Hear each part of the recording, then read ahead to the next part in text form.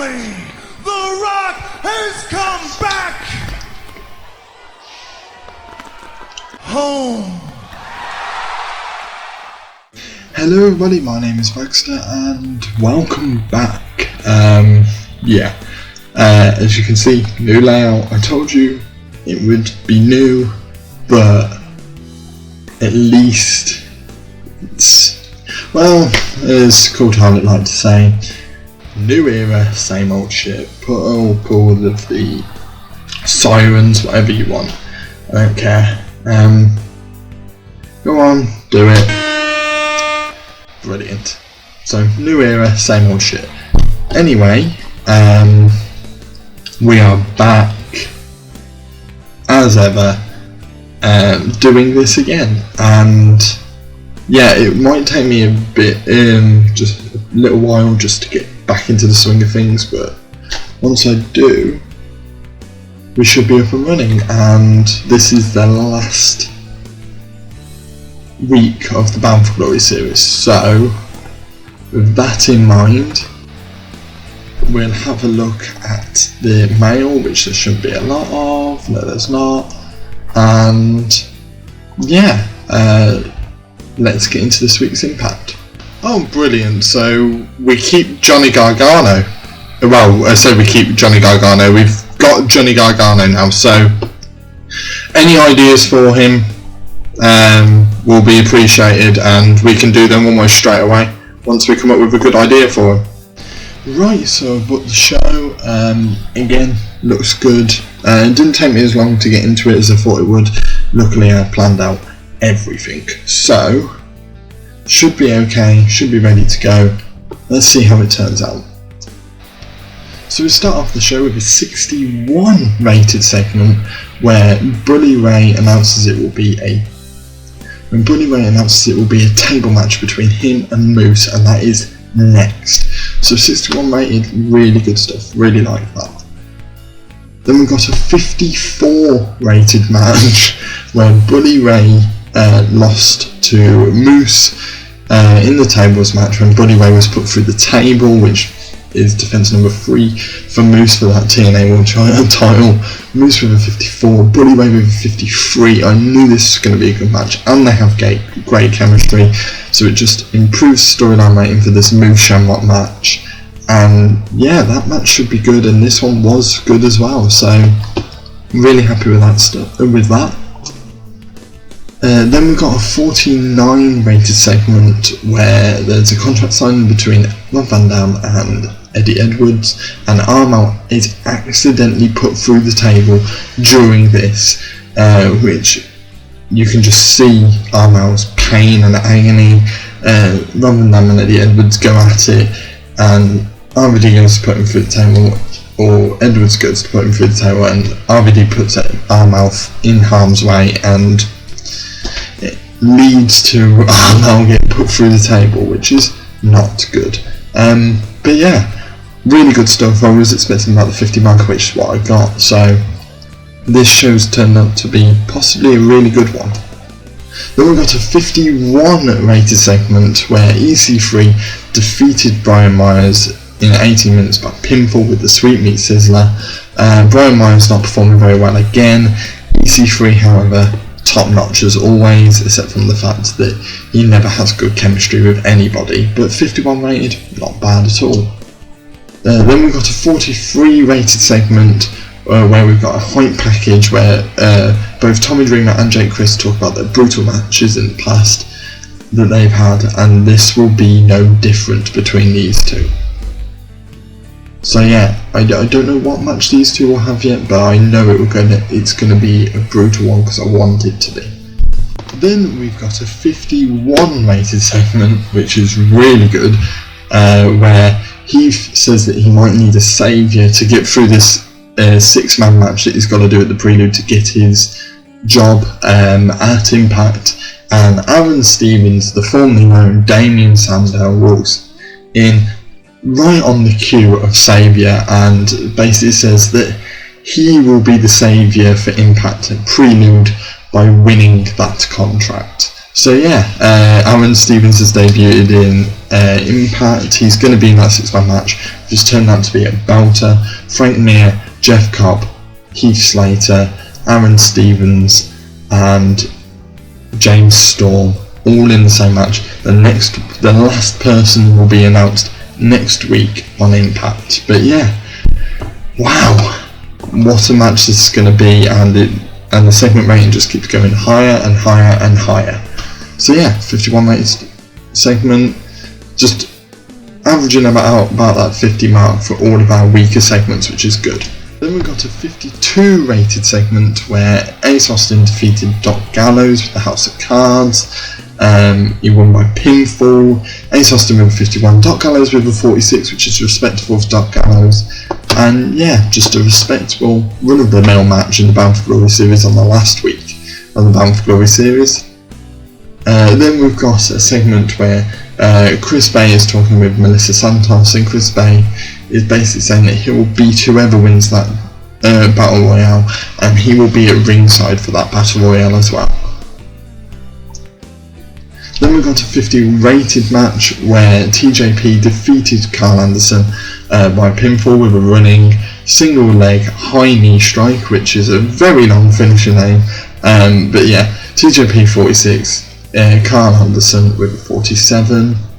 Can't complain too much, another run of the mill match, although this one puts TJP above Sami Callihan now, but Callihan and Carl Anderson are still on the same number of points. So if Callihan wins later, then Anderson will be in that bottom 5. If Callihan loses, then we've got a draw on our hands. Then we've got a 43 rated segment where Tennille Dashwood comes out and says, "You want me to talk, you want me to fight, but my win will speak more than all of those can possibly do." And Deonna Purrazzo is just in panic. She doesn't know what to say, she doesn't know what to do. But yeah, 43 rated segment, and both of them struggled off script. So to be honest, it's good rating, bearing in mind both struggled. So not too bad, but Tennille Dashwood spoke for the first time. Then we got a 46 rated segment where Trey defeated Sami Callihan, and Sami Callihan got intentionally disqualified. Now for those of you keeping track of the points, that means that Sami Callihan is now on 18 points because he gets minus 10 for getting intentionally disqualified. He did say that he would do it and he would end up in that bottom 5, and he did exactly that.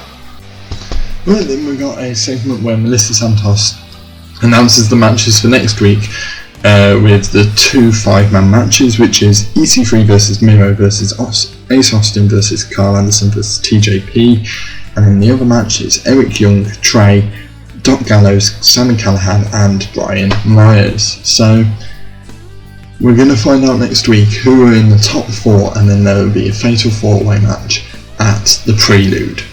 Then we've got a segment, 52 rated segment, where Eric Young is backstage hyping himself. He sees the reflection of Swan in the mirror and smashes the mirror and then goes straight out for his match, which is next. And then we've got a 59 rated segment where Miro loses again, this time to Eric Young by a pinfall with the spiked pile driver. Miro with a 66. Eric Young with 46, and yeah, no matter what the result happened here, it wouldn't have changed the 5-3-5, which is why it was announced on Impact immediately as soon as they were able to, which was a 58 rated show, which increased our popularity in 29 regions. Not bad at all, love that. So yeah. We'll move into Explosion. Nothing should happen, but if it does, I'll show you. Really happy with that show this week, and I'll go through the Bound for Glory. Well, do I need to go through the standings? I'll go through them anyway, just for a bit of fun and for clarity, but you know what the 2 matches will be. So I'll pull up the graphic now. Here you go. So topping the table for the second time in the series, and at the most crucial time, is EC3, who was in 56 points. Behind him is Miro with 51.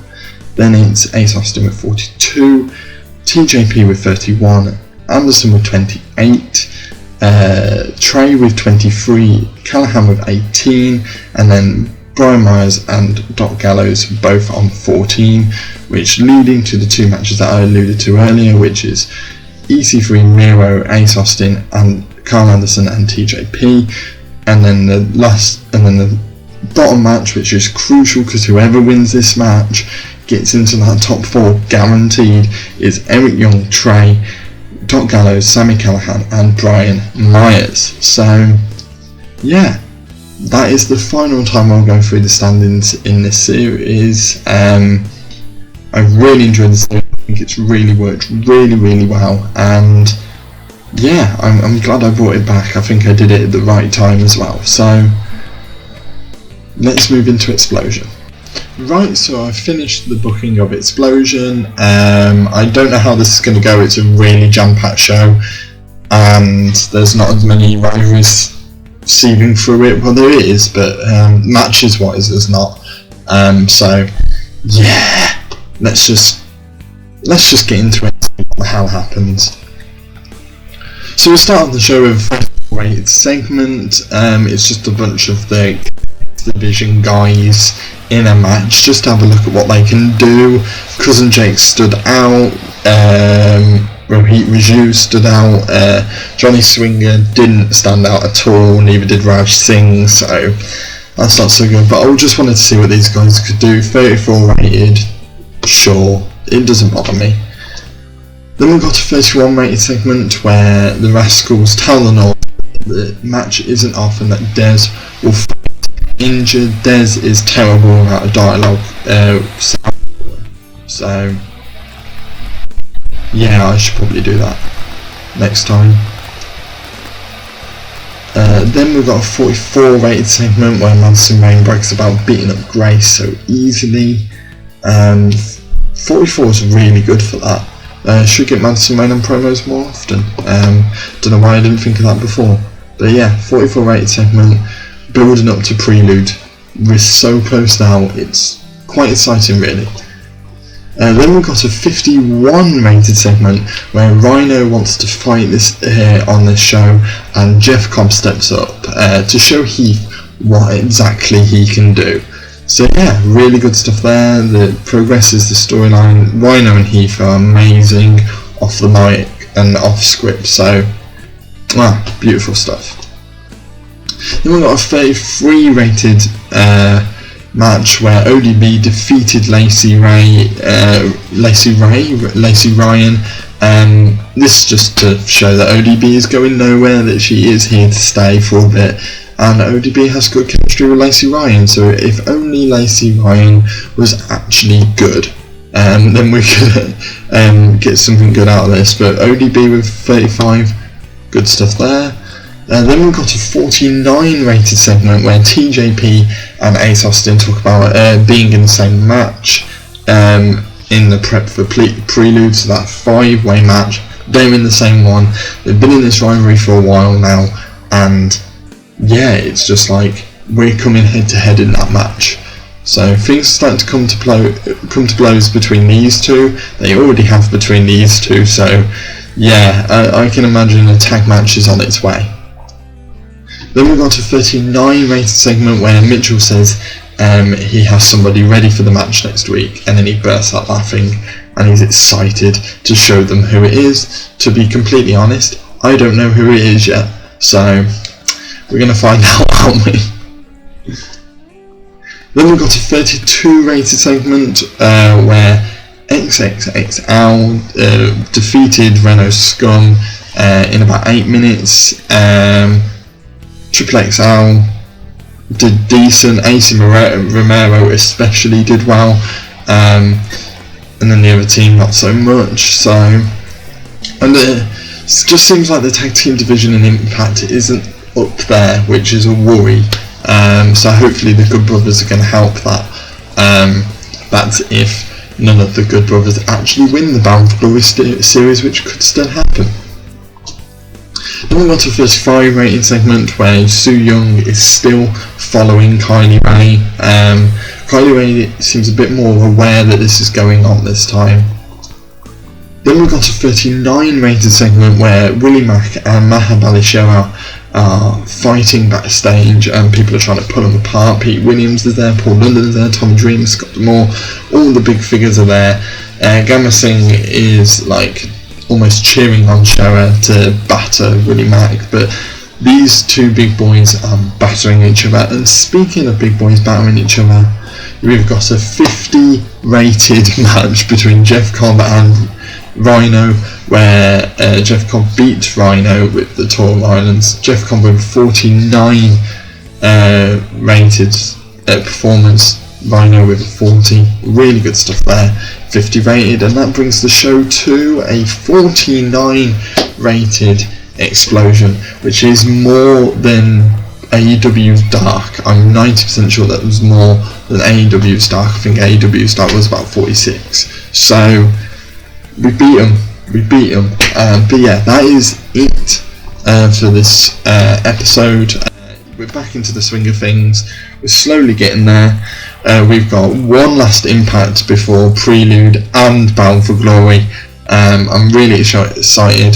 So we've got the next 3 episodes are jam-packed. We've got the next Impact, which is the 2 5-man matches and the World Title match. Then we've got Prelude. Then we've got Bound for Glory. I'm really excited to share it with you. I can't wait to get there. Hit a like button if you like this video. Comment anything down below, especially to do with Johnny Gargano. What do we do with him? And Kairi saying, what do we do with her? And I shall see you in the next video. See ya!